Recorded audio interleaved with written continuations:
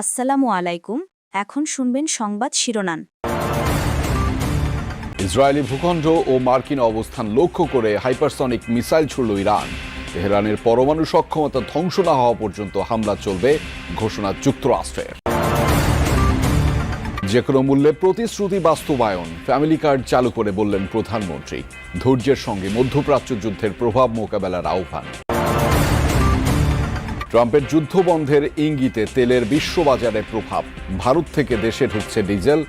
ভাড়ার মোটর সাইকেলে জ্বালানির সীমা এখন 5 লিটার। আসসালামু আলাইকুম। এতক্ষণ দেখছিলেন সংবাদ শিরোনাম, এখন দেখবেন বিস্তারিত। ইরানের পরমাণু সক্ষমতা ধ্বংস না করা পর্যন্ত অভিযান চলবে, এমন হুঁশিয়ারি দিয়েছেন মার্কিন প্রেসিডেন্ট ডোনাল্ড ট্রাম্প।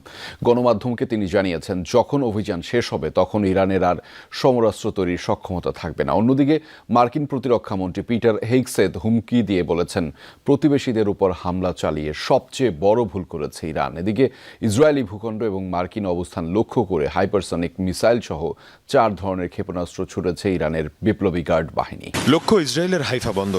ছুটে যাচ্ছে একের পর এক ড্রোন। ইসরায়েলি ভূখণ্ড লক্ষ্য করে মঙ্গলবার নতুন করে অভিযান চালায় ইরানের বিপ্লবী গার্ড বাহিনী। 34তম দফার এই হামলায় ব্যবহার করা হয় হাইপারসনিক সহ 4 ধরনের মিসাইল। এর পাশাপাশি ইসরায়েলের রামাত ডেভিড বিমান ঘাঁটিতেও হামলা হয়। ইরানের দাবি, হামলায় তেল আবিবের পূর্বাঞ্চলে ইসরায়েলের গোপন ক্ষেপণাস্ত্র লঞ্চারগুলো ধ্বংস হয়েছে। হামলায় আবুধাবির কাছে আল ধাফরা বিমান ঘাঁটি এবং বাহরাইনের জুফায়ার ঘাঁটিতে অবস্থিত মার্কিন সেনাদের টার্গেট করা হয়। এদিকে ইরানে অভিযান নিয়ে আবারও হুঁশিয়ারি এলো ওয়াশিংটনের পক্ষ থেকে। মার্কিন প্রেসিডেন্ট ডোনাল্ড ট্রাম্প হুমকি দিয়ে বলেন, ইরানের সমরাস্ত্র সক্ষমতা ধ্বংস না হওয়া পর্যন্ত অভিযান চলবে। অন্যদিকে প্রতিরক্ষামন্ত্রীর হুমকি, প্রতিবেশীর উপর হামলা চালিয়ে বড় ভুল করেছে ইরান। আমরা যখন অভিযান শেষ করব তখন ইরানের সমরাস্ত্র তৈরির সক্ষমতা বলতে আর কিছু থাকবে না। তাদের পরমাণু প্রকল্প ধ্বংস করা হবে। তারা আর এ ধরনের কোনো পদক্ষেপ নেওয়ার সাহস করবে না। প্রতিবেশীদের উপর হামলা চালানো ইরানের সবচেয়ে বড় ভুল ছিল। হরমুজ প্রণালী বন্ধে তারা যদি কোনো পদক্ষেপ নেয় তাহলে এখনকার চেয়েও 20 গুণ বেশি আঘাত হানবে যুক্তরাষ্ট্র। এদিকে আবারও ইরানের পররাষ্ট্রমন্ত্রীর হুঁশিয়ারি, কোনো ধরনের সমঝোতার প্রস্তাবের সামনে মাথা নত করবে না তেহরান। এদিকে ইসরায়েলের প্রধানমন্ত্রী বেনিয়ামিন নেতানিয়াহুর মৃত্যু নিয়ে গুজব ছড়িয়েছে সামাজিক যোগাযোগ মাধ্যমে। যদিও আন্তর্জাতিক কোনো গণমাধ্যমে এ বিষয়ে কিছুই জানানো হয়নি, এমনকি ইসরায়েলের গণমাধ্যমেও প্রকাশিত হয়নি এমন কোনো তথ্য। তবে ইরানের রাষ্ট্রীয় গণমাধ্যম তাসনিম নিউজে এ সংক্রান্ত এক প্রতিবেদন প্রকাশিত হয়েছে। কিন্তু কিভাবে নেতানিয়াহুর মৃত্যু হয়েছে সে সম্পর্কিত কিছুই উল্লেখ করা হয়নি প্রতিবেদনটিতে। এক রুশ গণমাধ্যমের বরাতে নেতানিয়াহুর অবস্থান লক্ষ্য করে হামলা চালানোর কথা বলা হয়েছে প্রতিবেদনে, যার জেরে সামাজিক যোগাযোগ মাধ্যমে ছড়িয়েছে নেতানিয়াহুর মৃত্যুর গুজব। এ নিয়ে সৃষ্টি হয়েছে ধোঁয়াশা। ইরানের উপর মার্কিন ইসরায়েল যৌথ সংঘাত শুরুর পর থেকে প্রকাশ্যে দেখা যায়নি নেতানিয়াহুকে। ধারণা করা হচ্ছে ইউরোপের কোনো এক দেশে অবস্থান করছেন তিনি। ইরানে কাঙ্ক্ষিত জয়ের অনেকটাই অর্জন করে ফেলেছে যুক্তরাষ্ট্র। যুদ্ধ প্রায় শেষের দিকে, এমন মন্তব্য করেছেন মার্কিন প্রেসিডেন্ট ডোনাল্ড ট্রাম্প। হোয়াইট হাউসে সাংবাদিকদের সঙ্গে কথা বলতে গিয়ে ট্রাম্প বলেন, এরই মধ্যে ইরানের ড্রোন ও ক্ষেপণাস্ত্র সক্ষমতা প্রায় ধ্বংস হয়ে গেছে। আমরা ইরানের কোথায় কোথায় ড্রোন তৈরি হয় সবই এখন জানি এবং একের পর এক সেগুলো ধ্বংস করা হচ্ছে। তাদের মিসাইল লঞ্চার 90% বেশি ধ্বংস হয়ে গেছে। ড্রোন হামলাও প্রায় পুরোপুরি কমে গেছে। যে কোনো মূল্যে নির্বাচনী প্রতিশ্রুতি বাস্তবায়ন করা হবে। বিএনপি জবাবদিহিতে বিশ্বাস করে বলেই দায়িত্ব নেয়ার 1 মাসের মধ্যেই প্রতিশ্রুতি বাস্তবায়ন করছে সরকার। দুপুরে রাজধানীর করাইলে পরীক্ষামূলকভাবে ফ্যামিলি কার্ডের উদ্বোধন করে এই কথা বলেন প্রধানমন্ত্রী তারেক রহমান। মধ্যপ্রাচ্য সহ বৈশ্বিক পরিস্থিতি বিবেচনায় কিছু ক্ষেত্রে সময় লাগলেও ধৈর্যের সাথে পরিস্থিতি মোকাবেলার আহ্বান জানান তিনি। 5 বছরের মধ্যে 4 কোটি পরিবারকে ফ্যামিলি কার্ডের আওতায় আনার প্রতিশ্রুতি পুনর্ব্যক্ত করেন তারেক রহমান।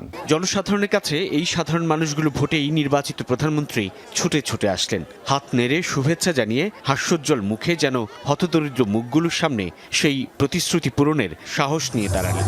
প্রাথমিকভাবে দেশের 13টি জেলার 15টি ওয়ার্ডের প্রায় 37,567 জনের হাতে এই ফ্যামিলি কার্ড সেবা পৌঁছানোর উদ্বোধন করলেন তিনি।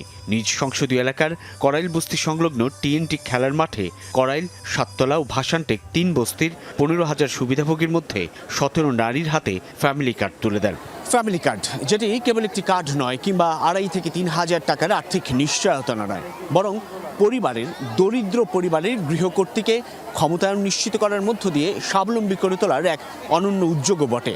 বিএনপি চেয়ারম্যান তারেক রহমান নির্বাচন পূর্ব সময়ে দেশের পথে প্রান্তরে সেই উদ্যোগের কথাই প্রতিশ্রুতি আকারে তুলে ধরেছিলেন। নির্বাচনী ইশতেহারেও উল্লেখ ছিল তা। ক্ষমতা গ্রহণের পর প্রধানমন্ত্রী তারেক রহমান তা দ্রুত সময়ে বাস্তবায়নের রূপ দিলেন। গভর্নমেন্ট টু পারসন G2P পদ্ধতিতে দেশজুড়ে ফ্যামিলি কার্ড প্রাপ্তদের হাতে মোবাইল ব্যাংকিংয়ের মাধ্যমে ২৫০০ টাকার অর্থ সহায়তা দেওয়ার উদ্বোধন করেন প্রধানমন্ত্রী তারেক রহমান। বক্তব্যে ফ্যামিলি কার্ড বিতরণের মাধ্যমে দেশের নারী সমাজকে অর্থনৈতিকভাবে স্বাবলম্বী করার অঙ্গীকার করেন প্রধানমন্ত্রী। বলেন, নারীর অর্থনৈতিক ক্ষমতায়ন ছাড়া দেশের প্রকৃত উন্নয়ন সম্ভব নয়। বর্তমান সরকার গঠনের আগেই পরিকল্পনা গ্রহণ করেছে কিভাবে নারীদেরকে আমরা ক্ষমতায়ন করব, অর্থনৈতিকভাবে সচ্ছল করে গড়ে তুলব, এবং তারই অংশ হিসাবে আজকে এই ফ্যামিলি কার্ড আমরা সমগ্র বাংলাদেশে পর্যায়ক্রমিকভাবে ইন্ট্রোডিউস শুরু করলাম আজকে আমরা। মার্কিন প্রেসিডেন্ট ডোনাল্ড ট্রাম্প শিগগিরই ইরান যুদ্ধ বন্ধের ইঙ্গিত দেওয়ার পর বিশ্ববাজারে কমেছে অপরিশোধিত তেলের দাম। বার্তা সংস্থা রয়টার্স জানিয়েছে, মঙ্গলবার ব্রেন্ট ক্রুড অয়েলের দাম ব্যারেল প্রতি প্রায় 11% পর্যন্ত কমে গিয়েছিল। দাম নেমেছিল $90 নিচে। এরপর ওঠানামা অব্যাহত থাকলেও তেলের দাম এখনও রয়েছে $100 নিচে। এর আগে যুক্তরাষ্ট্র, ইসরায়েল ও ইরানের মধ্যে যুদ্ধ শুরুর পর লাফিয়ে বাড়তে শুরু করে তেলের দাম। এমনকি প্রতি ব্যারেল ব্রেন্ট ক্রুড অয়েলের দাম পৌঁছেছিল প্রায় $120। 2022 সালের পর যা ছিল সর্বোচ্চ। রাজধানীর বিভিন্ন ফিলিং স্টেশনে কিছুদিন ধরেই জ্বালানির টানাটানি চলছে। কোথাও ঘন্টার পর ঘন্টা অপেক্ষা করেও তেল পাচ্ছেন না মোটরযান চালকরা। পাম্প মালিকদের বিরুদ্ধে রয়েছে নানা অনিয়মের অভিযোগ। তবে বিকেলের দিকে কিছু স্টেশনে তেল সরবরাহ শুরু হলেই পরিস্থিতি কিছুটা স্বাভাবিক হতে থাকে। সকাল থেকেই রাজধানীর বিভিন্ন ফিলিং স্টেশনে তেলের খোঁজে ঘুরতে থাকেন মোটরসাইকেল চালক সহ সাধারণ মানুষ। তবে বেশিরভাগ স্টেশনেই দেখা যায় তেল নেই। কোথাও আগের দিন সন্ধ্যাতেই শেষ হয়ে গেছে মজুত, আবার কোথাও 2 দিন ধরেই নেই কোনো সরবরাহ। তেল আছে, তেল পর্যাপ্ত পরিমাণ আছে, কিন্তু এই যে আমাদের যে ভোগান্তিটা, এটার কি, এটা তো সকাল 8:30, তাহলে তেলটা কোথায়? আমার তৈল আসবে, তৈল আসার পর আমি ট্যাঙ্কিতে লোড করব, তারপর তৈলে প্রতিটা নজেল হাওয়া ধরা, এটা শেষ করব। তাতেও তো আবার আসার পরও 10-15 মিনিট প্রসেসিং আছে। ভোর 4:30 ঢুকছি, সিরিয়াল দিছে। কালকে সিয়ারি খাওয়ার পরে আসছি, রাত 10টা বাজে তেল নিয়ে গেছি, তাহলে সারাটা দিনের রাস্তায় রোজা থেকে। এদিকে রাজধানীর আব্দুল্লাপুর এলাকার একটি পেট্রোল পাম্প ঘিরে উঠে আসে ভিন্ন অভিযোগ। যমুনা টিম জানতে পারে, রাতের অন্ধকারে আশেপাশের কিছু দোকানের সঙ্গে যোগসাজশ করে নির্ধারিত সীমার বাইরে মোটরসাইকেলে এবং ড্রামে তেল দেওয়া হয়। জানতে চাই ওই দোকানির কাছে। আপনি আমার সামনে কথা বলছেন যে রাত্রে আসলে আমি ফুল ট্যাঙ্কি ভরে দিব। এখন আমি আচ্ছা বলে, হ্যাঁ ফুল ট্যাঙ্কি ভরে দিব, আমি চেষ্টা করবো এই করে দেওয়ার। এটা কি ঠিক কিনা? না, এটা ঠিক না। প্রথমে অস্বীকার করলেও পরে স্থানীয়দের সামনে প্রশ্নের মুখে এক পর্যায়ে তা স্বীকার করেন পাম্প সংশ্লিষ্টরা।